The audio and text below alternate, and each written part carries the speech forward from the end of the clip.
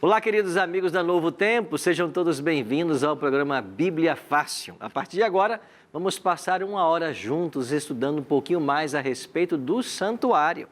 E como você tem percebido ao longo dessa nova temporada, nós estamos aqui num cenário cenográfico, tipificando o santuário terrestre, aprendendo as lições ensinadas de forma tão bela nas Escrituras Sagradas. E você é o nosso convidado, então pegue a sua Bíblia, se junte a esse grupo de 10 amigos que vieram de vários estados do Brasil para aprendermos mais sobre o caminho de Deus que é o santuário. Você é muito bem-vindo na próxima hora de estudo. Temos visto até aqui que o santuário era o Evangelho em símbolos e através de seus móveis, de seus rituais, de suas repartições, tudo apontava para o plano da salvação. Estudar o santuário é estudar a história da salvação do povo de Israel. Estudar as festas de Israel, como já fizemos aqui, é olhar para o passado, para as ações de Deus e olhar para o futuro, para a ação que Cristo ainda faria em favor de seu povo. E por falar na ação de Cristo em favor de seu povo, nós temos examinado aqui que Cristo cumpriria toda a tipologia do santuário terrestre. Por isso esse tema é tão importante. Refaço mais uma vez o que eu disse no último programa, tão importante quanto a morte de Cristo na cruz é a sua ministração por nós no santuário celestial. Por isso, você não pode ficar de fora desse importante estudo. E para você que está nos acompanhando na Novo Tempo, nós temos um presente muito especial. Nós estivemos em Israel gravando esse lindo DVD. Aqui você vai encontrar todos os temas que estamos gravando no Bíblia Fácil nessa nova temporada. É um DVD, Santuário, o Caminho de Deus. E nesse santuário, nesse DVD, você vai encontrar 13 temas alusivos ao santuário. Eu quero oferecer para você agora, você está vendo e eu quero te dar os contatos. Você pode ligar para Novo Tempo em horário comercial, 0 operadora 12, 21 27 3121. Você pode mandar agora uma mensagem para o WhatsApp da Escola Bíblica. O nosso número é 12 9 8100 1615 ou você pode acessar a nossa página na internet, tá bem? Peça agora o seu DVD, vai chegar na sua casa através dos correios, você não paga nada por isso e graças ao apoio incondicional dos Anjos da Esperança. E você que é Anjo da Esperança, muito obrigado, viu? Pela sua parceria com a Novo Tempo. Graças à sua ajuda, à sua doação, nós podemos ir mais longe, alcançar mais pessoas, fazer cada vez melhor, tudo para a honra e glória de Deus. Tá bem? Vamos então começar o nosso estudo de hoje.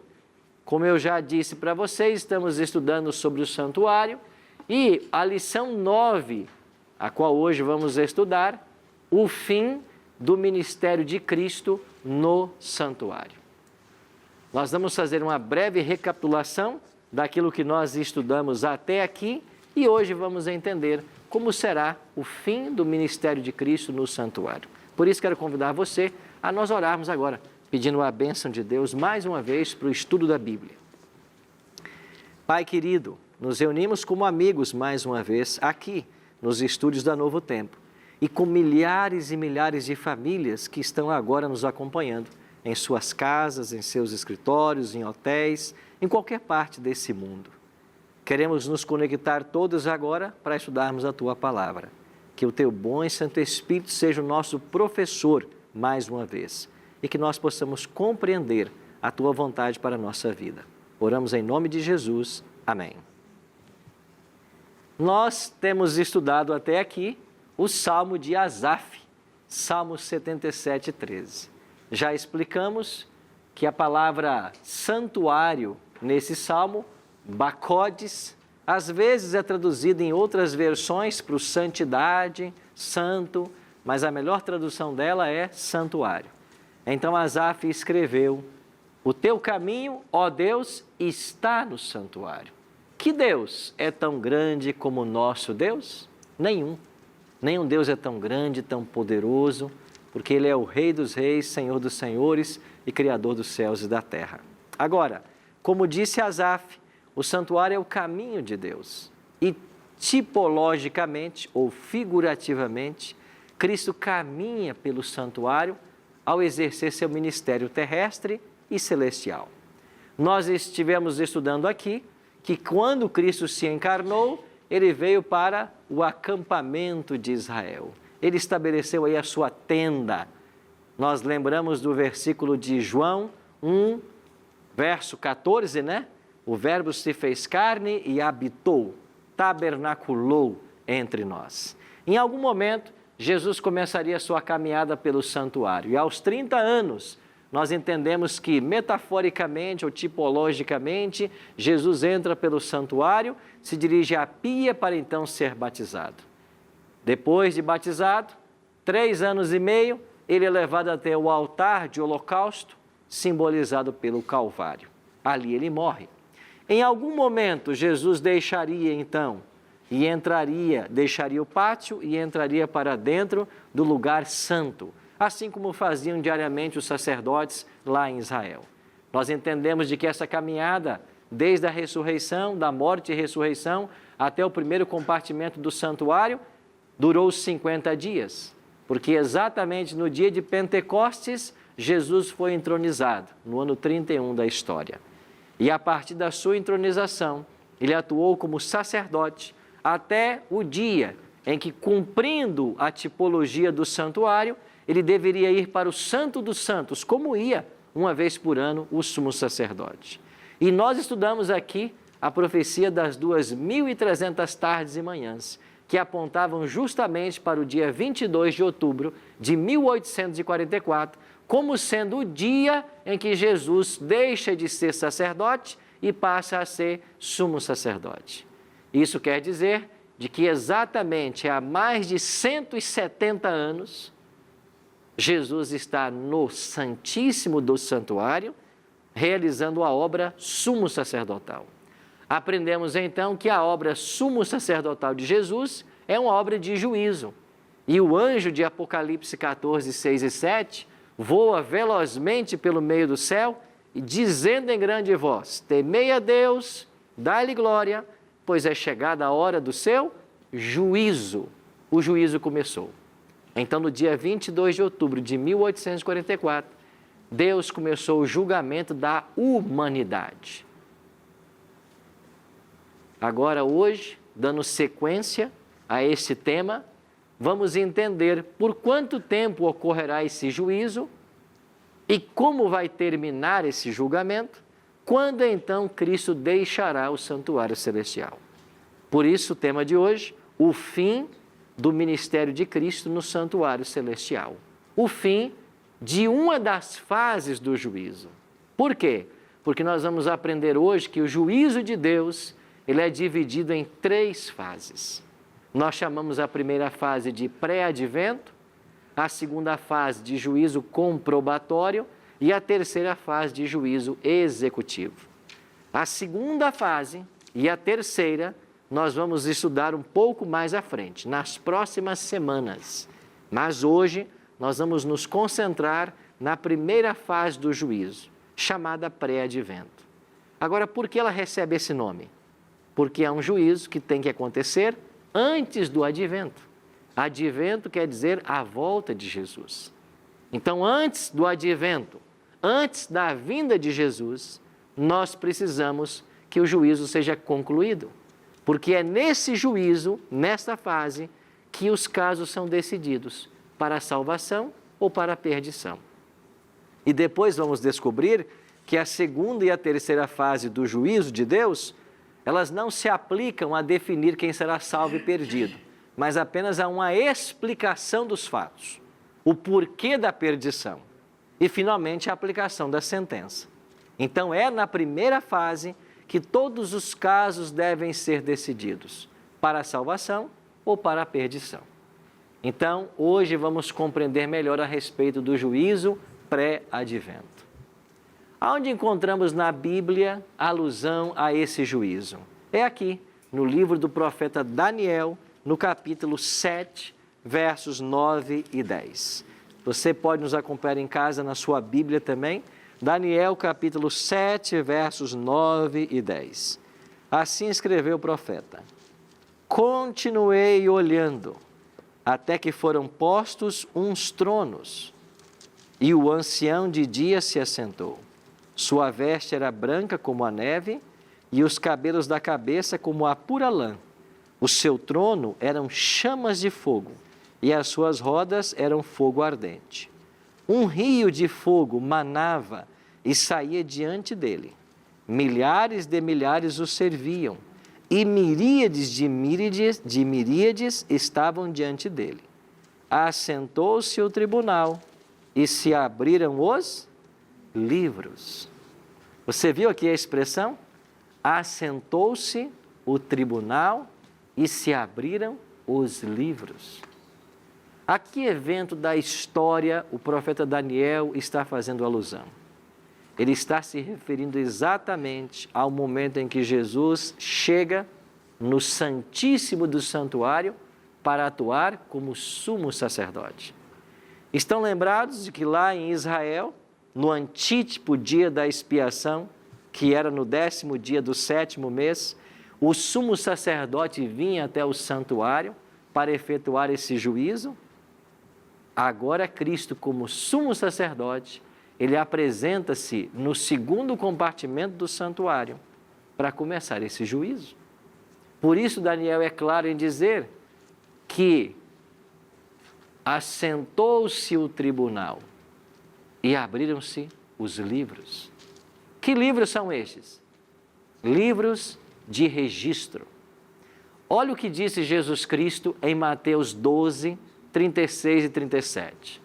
Digo-vos que de toda palavra frívola que proferirem os homens, dela darão conta no dia do juízo, porque pelas tuas palavras serás justificado e pelas tuas palavras serás condenado. Agora, para que cada ser humano possa no dia do juízo ter o seu caso julgado, tem que haver os livros de registro.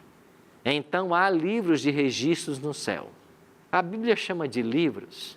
O que é que tem no céu? É um computador? É um sistema? Nós não sabemos, mas é um sistema que Deus tem para registrar a história de cada ser humano que já nasceu sobre essa terra. E quando chegar a hora do juízo, vai se abrir ali a pasta com tudo que a pessoa fez, para que então ela possa ser julgada. Jesus está dizendo isso, que nós vamos ser julgados até pelas palavras que nós proferimos, para a salvação ou para a perdição.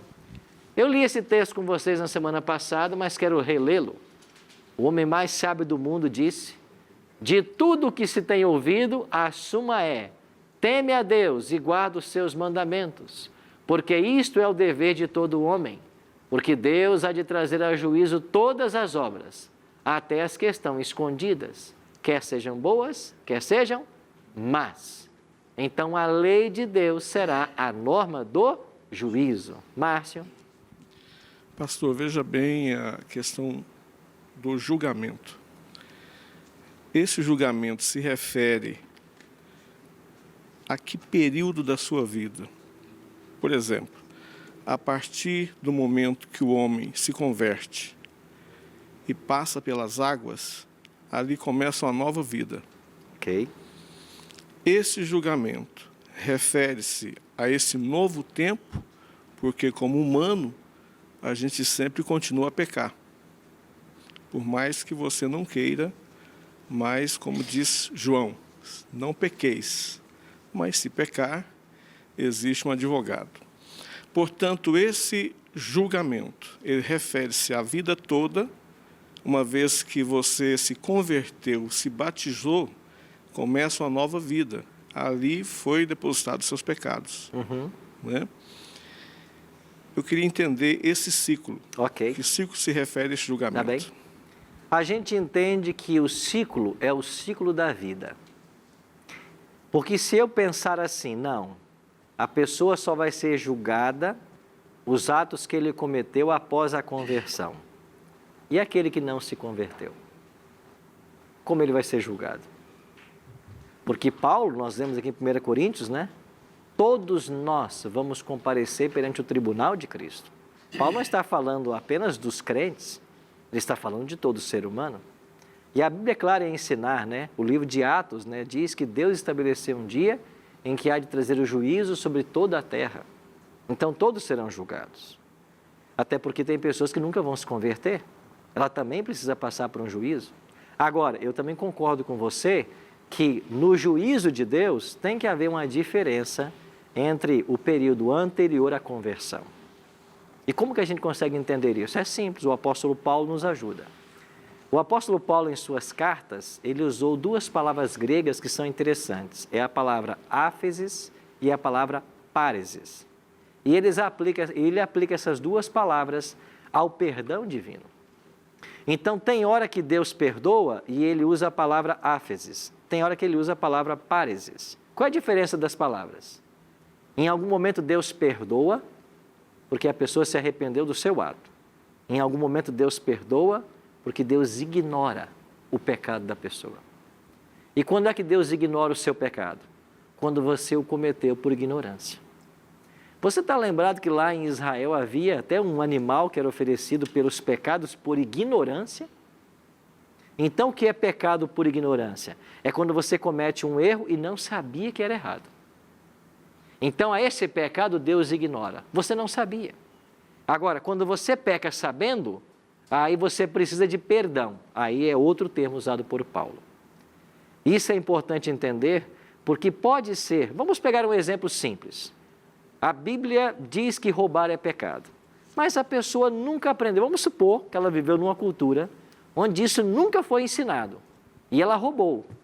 Deus não vai condená-la por esse pecado, mesmo sendo pecado. Por quê? Porque ela não sabia que era pecado. A gente aprende isso em Atos 17:30, onde está escrito assim: Deus não leva em conta o tempo da ignorância, certo? Então, Deus não leva em conta. Então, só Deus é quem pode julgar, porque alguém que não se converteu, ele pode ter o conhecimento do que é certo e errado e praticar o errado, mesmo não estando convertido. Ele é responsável pelo pecado. Então, só não é responsável aquele que não sabia que era pecado e por isso pecou. Não sei se eu respondi a sua pergunta. No caso dos cristãos convertidos, que por mais que ele venha a pecar, ele se arrepende, pede perdão, Cristo perdoa. Certo. Esse pecado que foi perdoado, ele também será julgado. Também será julgado. Porque tudo que Cristo perdoou, e quando você pede perdão, o perdão chega quando? Daqui a um ano? Não. Imediato. Perdão imediato, é instantâneo. Só que o registro desse pecado ficou aonde? No santuário celestial. Então, o que é o juízo no santuário celestial? É uma análise da nossa vida. E lá, quando aparecer assim, não, ele cometeu esse pecado aqui tal dia, mas vai estar registrado na frente. Não, mas esse pecado foi perdoado. Então, nós vamos apagá-lo. Você entendeu? Entendi. Teve um momento que Cristo disse: dos teus pecados não me lembrarei mais. Sim. E quando é que vai se cumprir essa profecia? É Deus que prometeu através do profeta, né? Eu vou lançar os seus pecados no fundo do mar e dele jamais me lembrarei. Sabe quando é que isso vai acontecer? Depois do juízo. Por quê? Porque hoje você peca e pede perdão e Deus te perdoa. Mas pode ser que na sua caminhada cristã você volte a cometer os mesmos pecados. E sabe o que vai acontecer com o ímpio que finalmente se perder? Todos aqueles pecados que foram perdoados voltarão a contar na conta dele. É por isso que essa profecia não se aplica agora.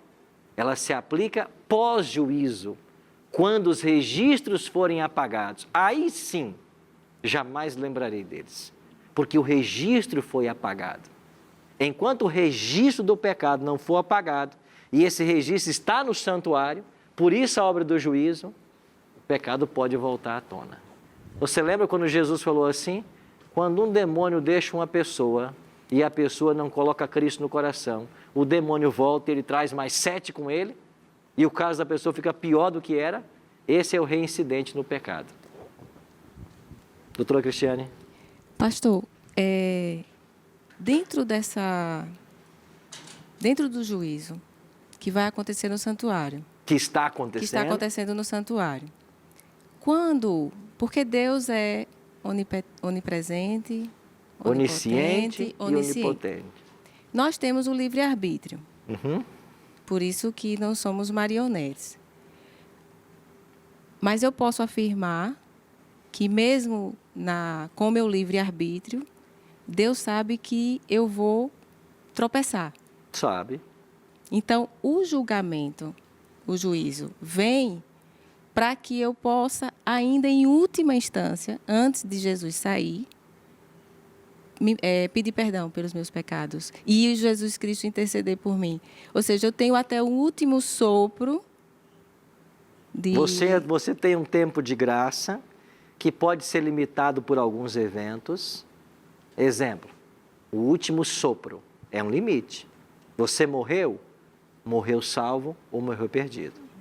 Não tem essa história, depois da morte eu vou orar por quem morreu, porque ele vai se arrepender. Não, morreu, está salvo ou está perdido. Nunca mais muda essa realidade. Esse é um limitador. Há um segundo limitador, o pecado contra o Espírito Santo. A pessoa está em vida, ela não morreu, mas ela pecou contra o Espírito Santo, o caso dela está completamente perdido. Há um terceiro limitador, Jesus deixar o santuário. Então, quem não peca contra o Espírito Santo e permanece vivo, ele vai ter um tempo de graça que vai se estender até Jesus deixar o santuário. Agora, por que não é seguro postergar uma dedicação completa a Deus? Porque você não sabe o dia da sua morte. Por que não é seguro insistir no pecado? Porque você pode pecar contra o Espírito Santo. E esse é o pecado que não tem perdão. Certo? Meu amigo aqui. Pastor, é o seguinte, em relação ao dízimo e ofertas, o pastor sempre faz aquela ladainha na igreja, pedindo dízimo e oferta. Aham. Aí as ovelhas sempre estão dando, e ele está usando aquele dinheiro para outros fins. Aham. Ok? Depois ele se conscientiza que está fazendo algo errado, pede perdão a Deus. Deus vai perdoar ele por isso? Todo pecado que há arrependimento, há o perdão divino. Não importa o pecado. Se a pessoa se arrependeu e pediu perdão a Deus, a Bíblia diz de que Deus é rico em perdoar. Ele vai perdoar. Pastor, o senhor sabe Francisco. Francisco, o senhor sabe me dizer qual é a maior sentença nesse julgamento? Nesse julgamento? Nesse julgamento? A morte eterna. A pior sentença é a morte eterna. E será a mesma para todos os ímpios. Então, quem não estiver salvo, vai passar pela morte eterna. Então, Francisco, eu e você só temos dois destinos. Ou a gente se entrega a Cristo, aceita esse livro como norma de fé e prática e vive o que ele ensina, ou o destino será o fogo eterno. Você percebe como esse assunto é sério? Agora é tão sério que nesse exato momento, você que está me assistindo em casa, nesse exato momento, Jesus está no santuário celestial trabalhando a sua salvação. Mas você tem que se interessar por esse assunto. Você tem que gastar tempo com esse livro. Você tem que aprender isso. A gente tira tempo para trabalhar, para estudar, para viajar, para fazer isso, fazer aquilo, e tem gente que não para um minuto por dia para ler a Bíblia, para aprender. Ou seja, você está se preparando para essa vida e não fazendo nenhum preparo para a vida eterna. E você entende que nós só temos dois destinos? Dois caminhos? O estreito e o largo? A vida e a morte? A gente está aqui para isso, para ajudar você, para você entender que você tem um céu a alcançar e um inferno a evitar. E o que pode levar você, ajudar você nessa caminhada? É o conhecimento. O conhecimento é indispensável. Eu vou citar aqui o verso do nosso presidente agora, né, Jair Bolsonaro. Conhecereis a verdade e a verdade vos libertará. Ele usou muito esse verso na campanha dele, né? Pois esse verso é especial mesmo. Quando você conhece a verdade, ela te liberta. Agora, quem não sabe a verdade, se você não sabe nada de santuário, se você não entende nada do que Jesus está fazendo agora, se você não sabe como você vai ser julgado, meu amigo, minha amiga, o que vai acontecer? Você vai viver essa vida se deixando levar pelos outros? Deixa a vida me levar, a vida leva eu? É esse o seu estilo de vida? Não. Você tem que tomar as rédeas na tua mão. E sabe como você faz isso? Ó, Bíblia. Gal. Você disse que após a morte não tinha mais salvação. Não tem. Morreu, está decidido. Então.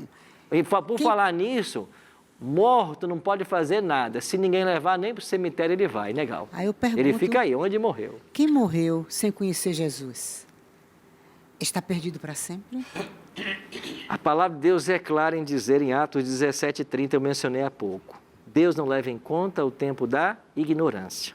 E Paulo, escrevendo aos Romanos, capítulo 1, verso 20, Paulo diz assim: porque os atributos invisíveis de Deus, assim o seu eterno poder, como sua própria divindade, claramente se reconhecem por meio das coisas que foram criadas.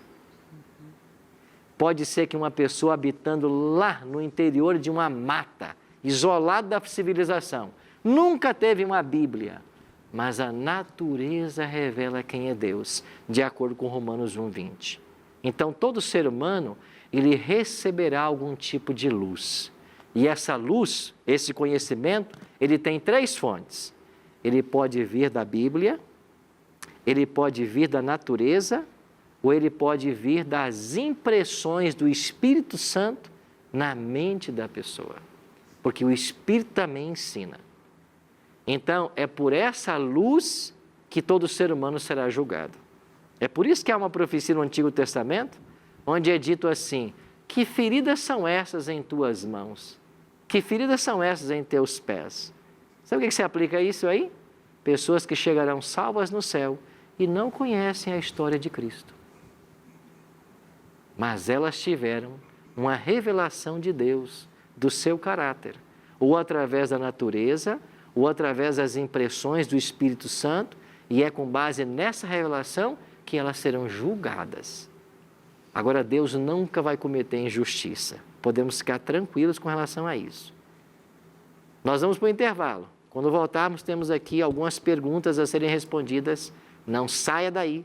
Vamos continuar aprendendo mais sobre a primeira fase do juízo e quando Cristo deixará o santuário celestial. Daqui a pouquinho a gente está de volta.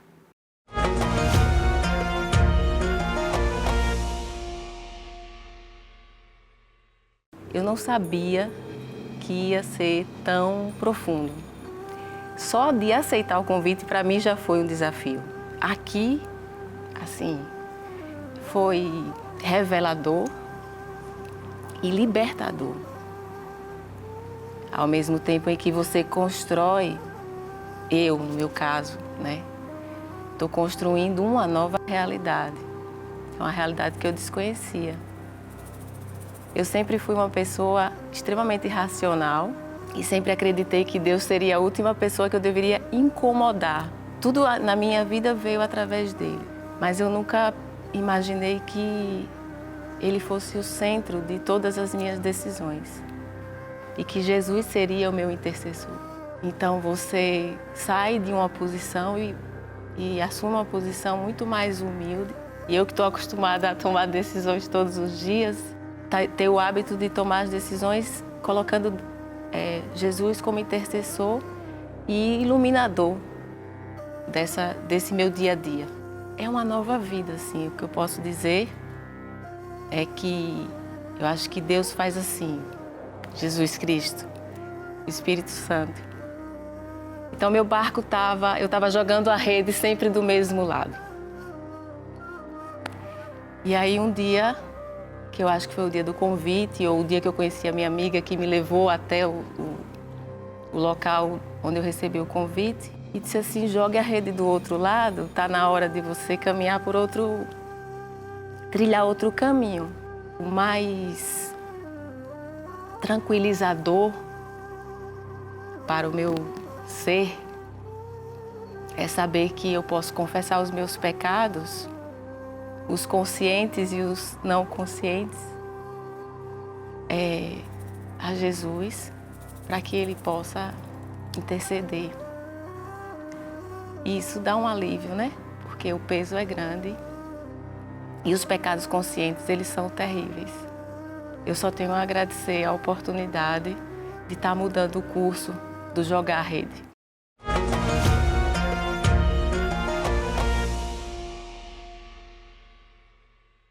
Estamos de volta com o programa Bíblia Fácil, no nosso segundo e último bloco. Temos aprendido hoje a respeito do fim do ministério de Cristo no santuário. Você quer conhecer mais a respeito desse assunto? Há um presente que eu tenho aqui em minhas mãos para você. É o DVD Santuário, O Caminho de Deus. Num pré-lançamento que nós fizemos, já tem mais de 12 mil pedidos. Peça o seu, não vai faltar não, mas peça agora, tá? Vai aparecer aí os contatos para vocês e vocês poderão entrar em contato com o Novo Tempo. Nós vamos mandar pelo correio para a sua casa. Terminando o primeiro bloco, nós tínhamos aqui várias perguntas. Vamos começar aqui com o doutor Rui. Pois não, amigo? Pastor, é o seguinte, a gente sabe que no planeta tem mais de metade da população, mais de 3,5 bilhões de pessoas que nunca ouviram falar o nome de Jesus, que não conhecem. É verdade. E outro raciocínio que eu faço também a respeito daqueles que se professam descrentes, que não creem em Deus, que são ateus. Entretanto, essas pessoas cumprem os 10 mandamentos. Como será julgado esse indivíduo? Ele não aceitou Deus, mas fazia tudo correto. E ele não conhecia Deus e também fazia as coisas corretas. O exemplo que me salta à mente é o jovem rico. Mestre, que farei de bom para herdar a vida eterna? Um dia ele perguntou a Jesus. Jesus respondeu, sabes os mandamentos? Não matarás, não roubarás, tal. Ele diz, bom, isso eu sei. E eu tenho guardado desde que eu sou criança. O que me falta ainda? Falta uma coisa. Vai, vende tudo que você tem, dá aos pobres e você vai ter um tesouro no céu. E a história termina com ele indo embora triste, porque era muito rico. Ele guardava toda a lei, mas ele não tinha Cristo no coração. Estava eternamente perdido. Lembra que a gente disse aqui que a lei não salva? Só que a obediência à lei, ela também é impossível sem o amor a Deus, sem ter Cristo no coração. Impossível. Como que uma pessoa que não tem Cristo consegue observar a lei? Ele não consegue, porque a lei é espiritual.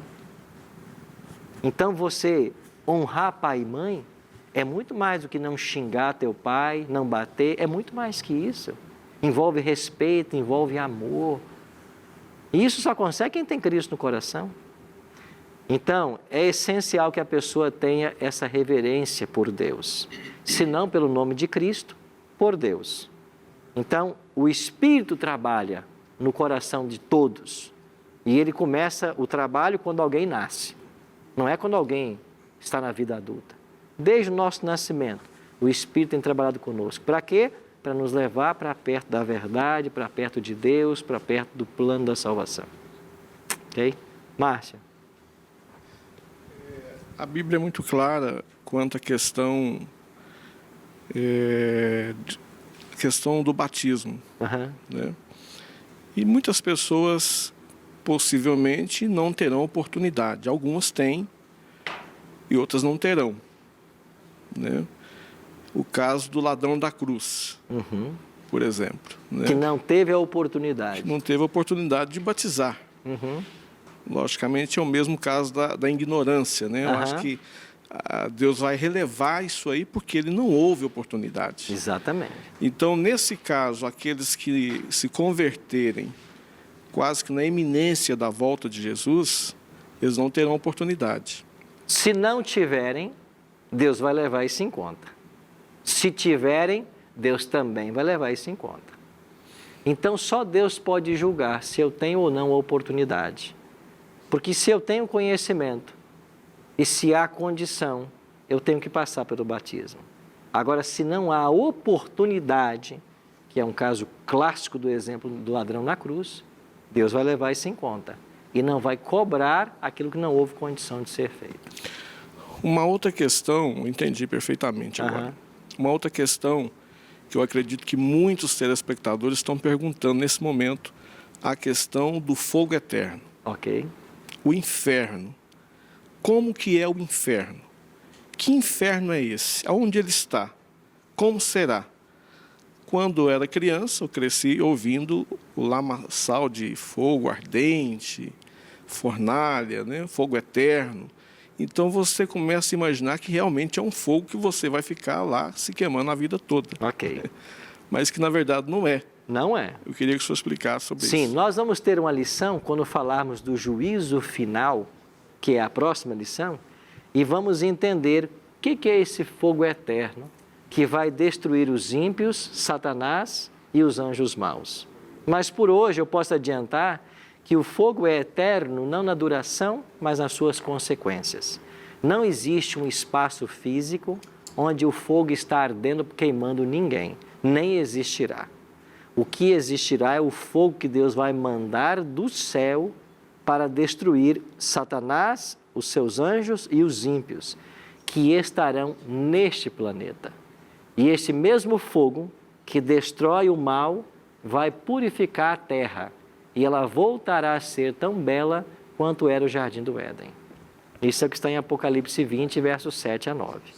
Então o fogo destrói o ímpio, purifica a terra, e aqui nós teremos o novo céu e a nova terra. Ok? Sim, amiga?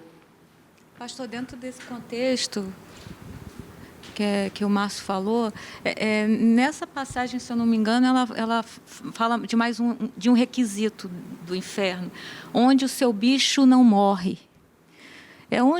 O que é onde o seu bicho não morre? Porque a impressão que nós temos é que as pessoas ímpias vão ficar em tormento mental, em grande tribulação, sofrimento, e essa expressão me incomoda um pouco. Ok. Podemos esperar até o próximo tema, quando eu falar do juízo executivo, que o juízo executivo é justamente esse fogo que vai destruir o ímpio. Como é que é esse fogo? Quanto tempo vai durar? Tudo isso nós vamos tratar com detalhes na próxima semana. Podemos esperar, Simone, até lá? Pode ser? Quem ouviu também vai ficar curioso, né? Vai ter que esperar para a semana que vem também. A lei de Deus será a norma do juízo. E nós já aprendemos aqui que nós somos salvos pela graça, mas julgados pelas obras. Nós já aprendemos isso aqui. Tiago 2, 10 a 12. Qualquer que guarda toda a lei, mas tropece em um só ponto, se torna culpado de quantos? Esse verso é fundamental para a nossa compreensão. Olha você que está me assistindo em casa, olha o que Tiago está dizendo. Porque qualquer que guarda toda a lei, mas tropece em um só ponto, se torna culpado de todos. Olha o que diz o último verso. Ora, porquanto aquele que disse não adulterarás, também ordenou, não matarás. Ora, se não adulteras, porém matas, vens a ser transgressor da lei. E o verso 12 diz, falai de tal maneira e de tal maneira proceder como aqueles que hão de ser julgados pela lei da liberdade. Então eu vou ser julgado pela lei da liberdade. Que lei é essa? É a lei moral. Ele acabou de me dar 2 mandamentos. E o verso 10 diz, qualquer que guarda toda a lei, mas tropeça num só ponto, se torna culpado de todos. Agora, nós vamos estudar aqui, ainda, nas próximas semanas, um ataque que foi feito ao santuário. E nesse ataque feito ao santuário, atacou-se a lei de Deus. E hoje, existe um forte movimento contra a lei de Deus.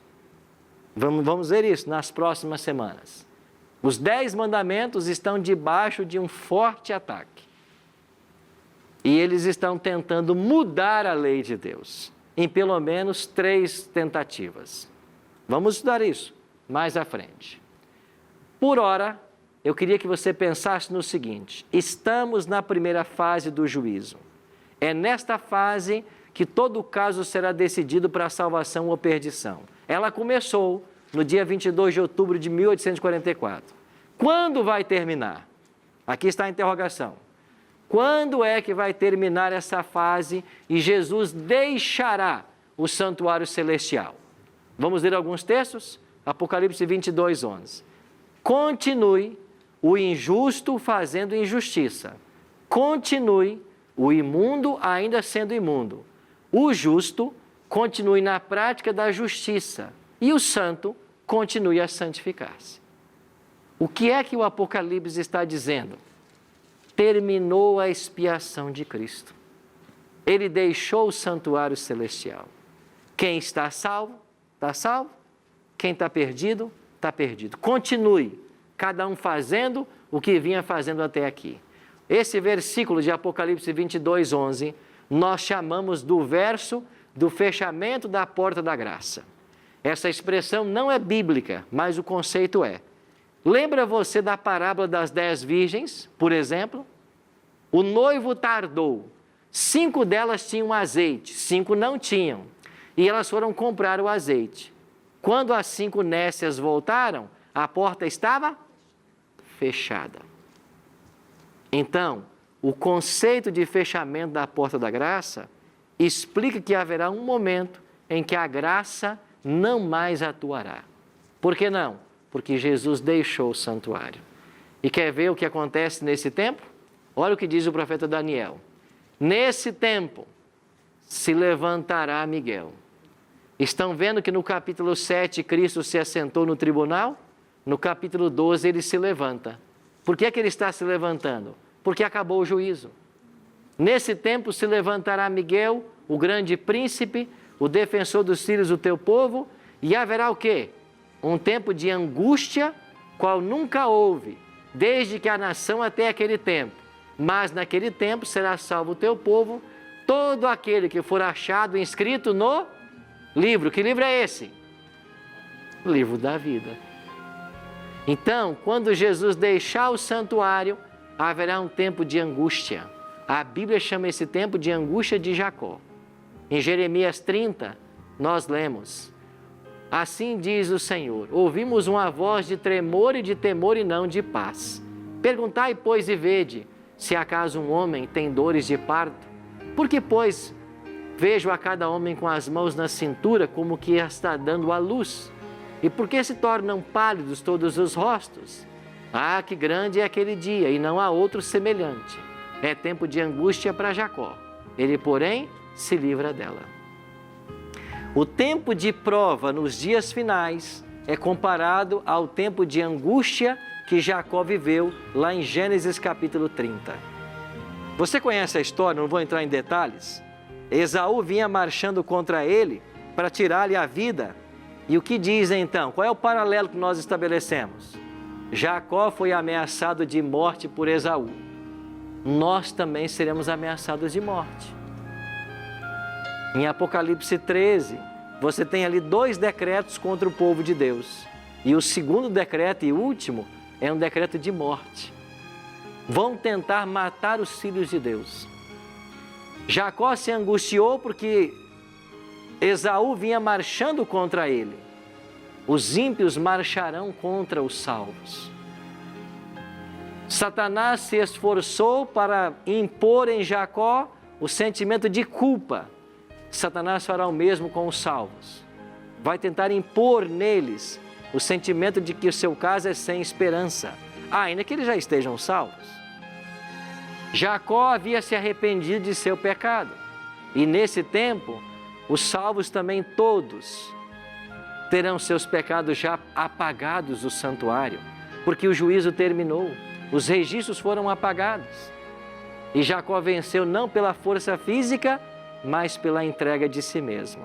Os salvos também, eles vencerão, porque eles lavaram e alvejaram suas vestes no sangue do Cordeiro. E o que vai acontecer então? O santuário se encheu de fumaça procedente da glória de Deus e do seu poder, e ninguém podia penetrar no santuário enquanto não se cumprissem os 7 flagelos dos 7 anjos. Olha para a cena. Jesus deixou o santuário celestial. O santuário se encheu de fumaça. Quando Jesus chegou fora do santuário, tem 7 anjos, cada um com uma taça. Jesus enche a taça desses anjos e diz: ide, derramai pela terra 7 taças. E o que fazem os anjos? Eles derramam 7 pragas sobre o planeta Terra, que vai atingir quem? Os ímpios. Então, este é o grande tempo de provação final. Os ímpios receberão as 7 pragas, os justos não. Os salvos estarão protegidos por Deus e nenhuma praga vai atingi-los.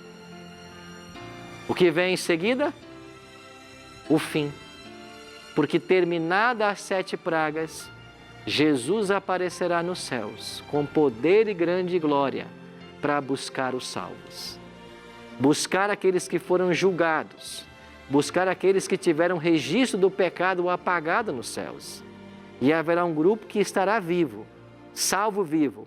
O Apocalipse chama esse grupo de os 144.000. E haverá um grupo de salvos que está morto. O que vai fazer Cristo? Ele vai chamar os mortos à vida.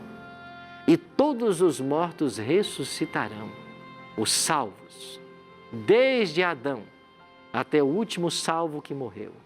E agora, os salvos que estavam mortos e ressuscitaram, juntarão-se aos salvos vivos, que serão transformados, e eles formarão um só grupo.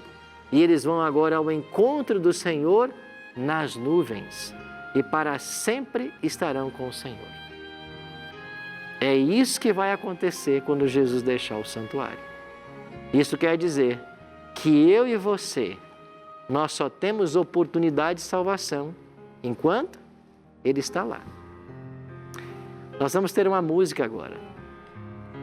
E enquanto ouvimos essa música, eu queria fazer uma pergunta para você. Você está pronto para a volta do Senhor Jesus? Porque quando Ele deixar de ser sumo sacerdote, completar a obra do juízo, Ele sairá do santuário. Ele vai tirar suas vestes sumos sacerdotais e vai colocar suas vestes reais. E de acordo com Apocalipse 19, Ele vai voltar montado num cavalo branco, com vestes brancas, e Ele virá para buscar todos os salvos. Jesus disse em Mateus 24 que Ele virá na glória de seu Pai e com todos os anjos. Então, o último ato de Cristo no santuário é completar essa obra de juízo. E esta fase do juízo é que vai definir os salvos. E o juízo é ao nosso favor. Por isso, enquanto ouvimos essa música, eu queria que você pensasse. Cristo já é teu advogado. Você colocou o caso nas mãos dele, porque ainda que Ele esteja julgando, Ele continua aceitando clientes. Porque nesse momento, Ele ainda continua sendo advogado. Porque no dia da expiação, mesmo enquanto o sumo sacerdote estava lá, fazendo todo o ritual, aqui no pátio, morriam os 2 cordeirinhos. Isso ensina para mim e para você que mesmo estando no grande dia de juízo, ainda há mediação. Por isso, coloque sua vida nas mãos do Senhor. Se entregue a Ele agora, para que Ele seja o seu advogado e para que Ele julgue a sua causa e te salve.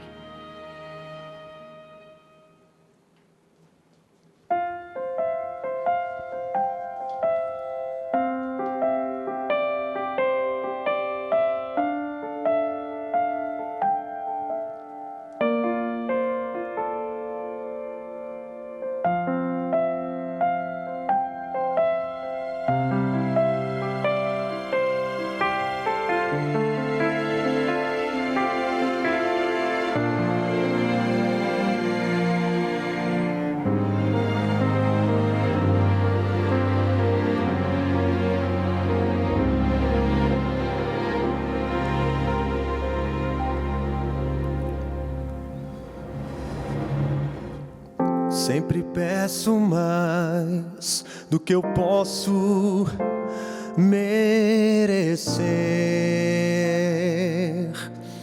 e dobro os meus joelhos sem nada agradecer.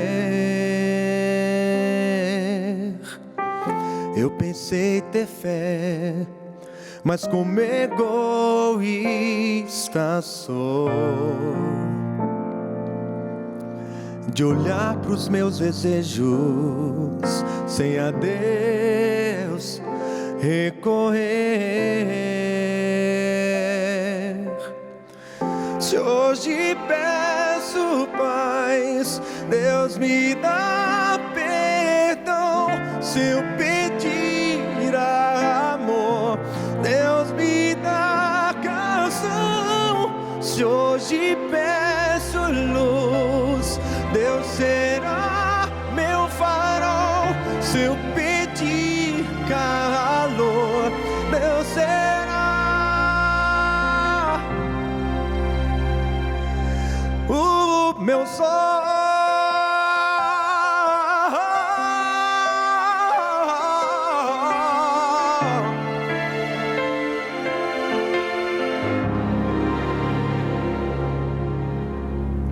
Se eu clamar a Deus, grandes coisas me dará.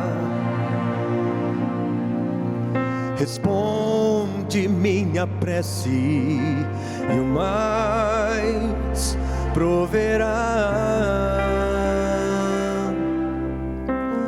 Os meus passos vê e já sabe pra onde vou. Me dá o que eu preciso, do tamanho que eu sou.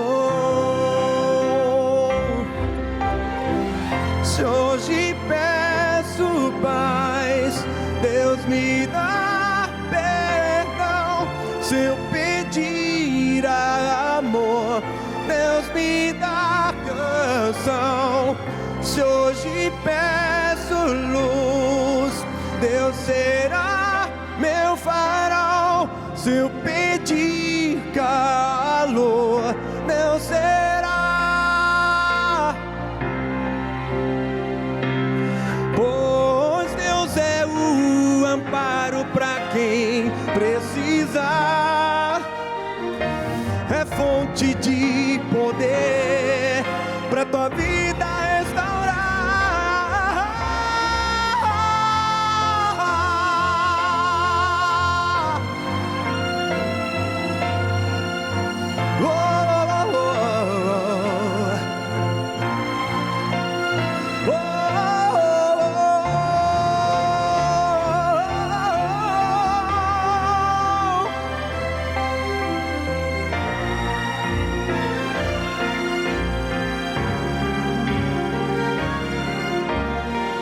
Se hoje peço paz, Deus me dá perdão.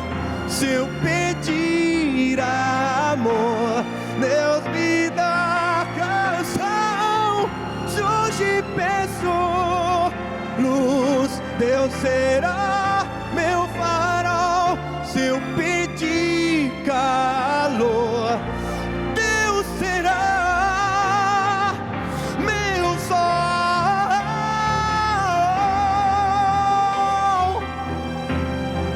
Se eu pedir calor, Deus será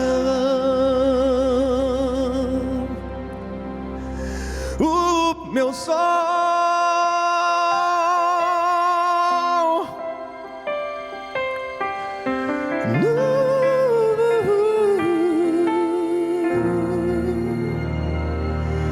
Deus será o meu sol.